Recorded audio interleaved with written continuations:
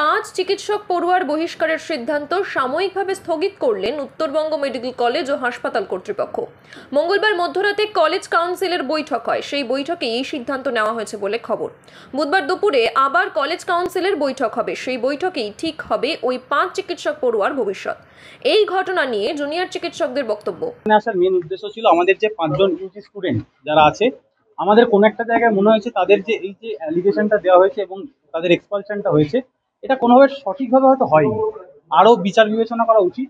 তো কলেজ কাউন্সিলের ওপর আমাদের সত্যি বলতে কি পুরোপুরি আস্থা আছে এবং তাদের কাছে আমরা আবার ফেয়ার বিচারের জন্য আমরা বলেছি এবং তারাও সেটা মেনে নিয়েছেন এবং তারা এই 5 জনের ব্যাপারে যে মেমো নাম্বার নোটিশটা জয় লাকড়া, তীর্থঙ্কর রয়, অরিত্র রয়, ঐশী চক্রবর্তী, সৃজা কর্মকার, এদের সবাইকে আপাতত এক্সপালশন থেকে উইথহেল্ড দিয়েছেন।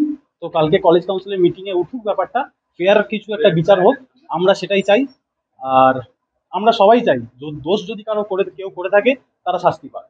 দোষীদের শাস্তি হবে না এটা হতে পারে না, দোষীদের শাস্তি হোক, কিন্তু যারা আজকে হয়তো ফলস অ্যালিগেশনের শিকার তাদেরকে নিজেদের একটা সুযোগ দেওয়া হোক। পাশাপাশি উত্তরবঙ্গ মেডিকেল কলেজ ও হাসপাতালের অধ্যক্ষ জানান, সব কাগজ কালকের মধ্যে দিচ্ছে।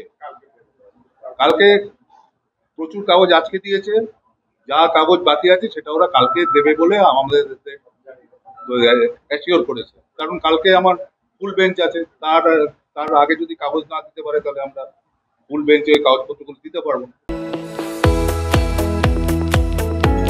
আপনারা দেখছেন ইউএন লাইভ, বাংলা খবরের শেষ কথা।